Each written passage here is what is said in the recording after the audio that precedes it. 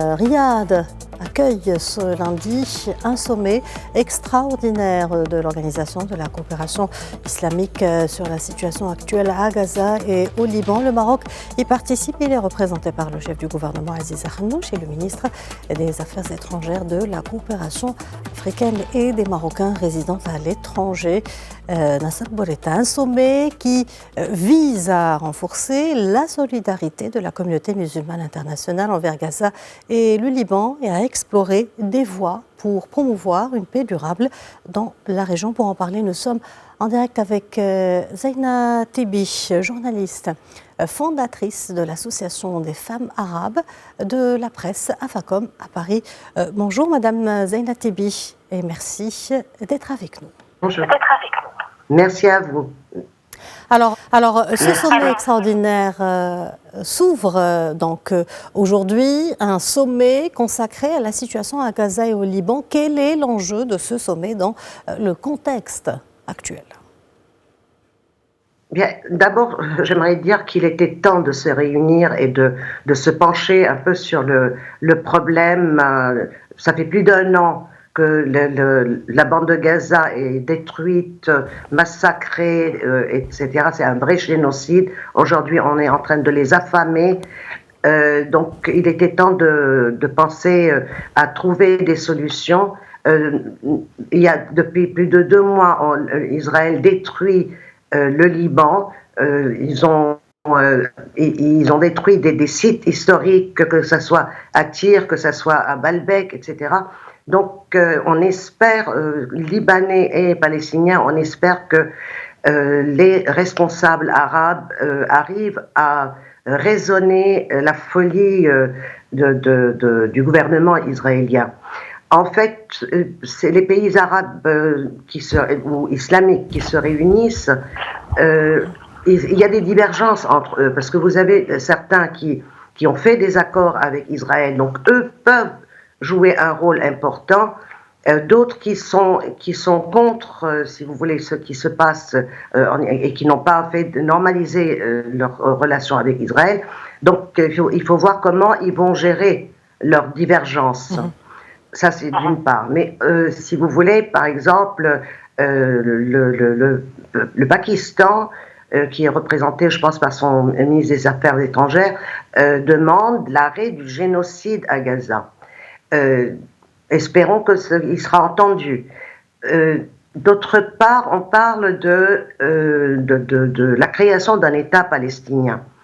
Création d'un État palestinien, mais sur quelle base ? Parce que actuellement, ceux qui représentent le peuple palestinien, c'est Hamas dans la bande de Gaza ou M. Abbas en Cisjordanie.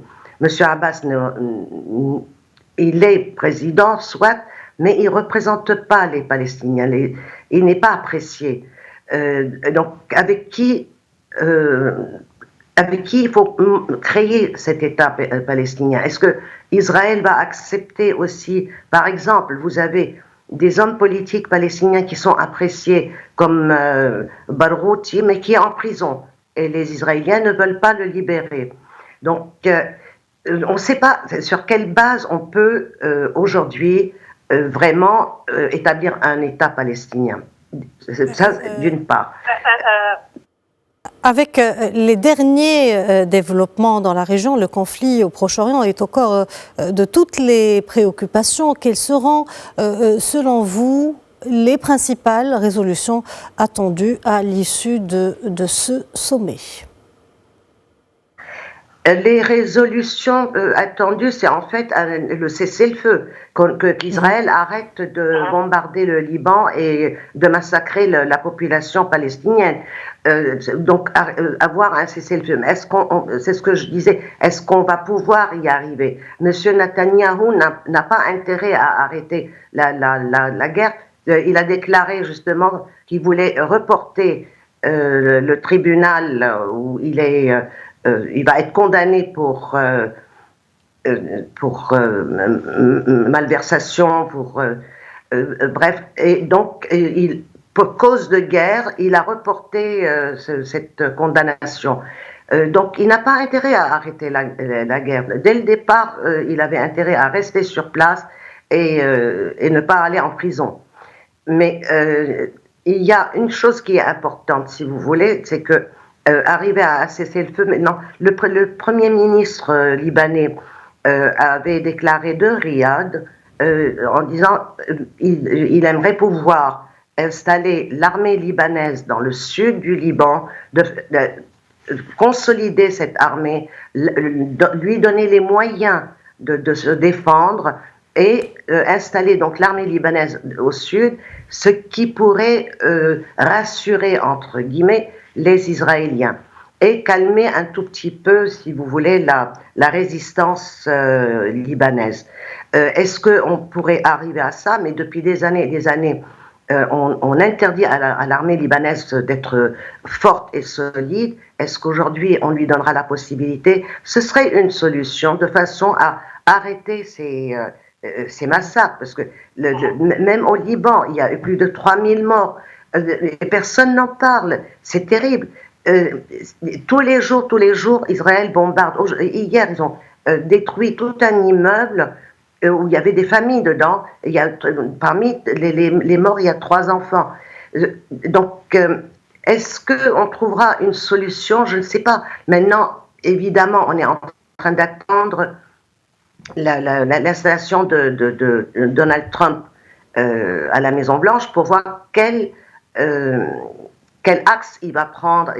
Est-ce qu'il pourra faire pression sur la politique israélienne pour calmer, pour arrêter cette guerre? On ne sait pas, il faut attendre, voir, mais aujourd'hui, les pays arabes et les pays musulmans devraient pouvoir jouer un rôle. J'espère que cette rencontre au sommet donnera des résultats. Est-ce que ce sera comme d'habitude des paroles en l'air, parce que juste, ils ne pouvaient pas ne pas faire autrement. Justement, Madame Zeina Tibi, parlons de la participation du Royaume du Maroc. Le Maroc y prend part, l'occasion de renouveler son soutien constant à un État palestinien vers une solution à 2 États. Qu'en pensez-vous? Un soutien d'ailleurs qui, rappelons-le, a été mis en avant par le représentant de la Palestine à l'organisation, à l'OCI, Riyad Mansour, lors de la 50e session du Conseil de l'OCI en août dernier. Oui, Sa Majesté a toujours eu une position pour défendre les Palestiniens, pour défendre Al-Quds. Donc, ça a toujours été constant comme politique. Maintenant, le problème, vous voyez, quand vous avez des positions comme le Maroc, est-ce qu'il sera écouté? Je ne sais pas. On sait pas. On sait pas quel est le but réel de ce gouvernement israélien qui va jusqu'au boutisme. Donc, c'est pour ça que je dis, j'espère que ce ne sera pas des paroles seulement en l'air et que juste pour faire semblant qu'on se réunit pour pouvoir aider la population palestinienne et la population libanaise. Vous savez, il y a la politique au sommet et il y a les populations partout. C'est en train de bouillir. Donc, on a intérêt à calmer. Je ne sais pas, on va où comme ça, je ne sais pas. C'est assez important. Il est temps de rassurer un tout petit peu la rue arabe, de les rassurer en disant oui, nous sommes là, on va faire de notre mieux pour aboutir à quelque chose de positif.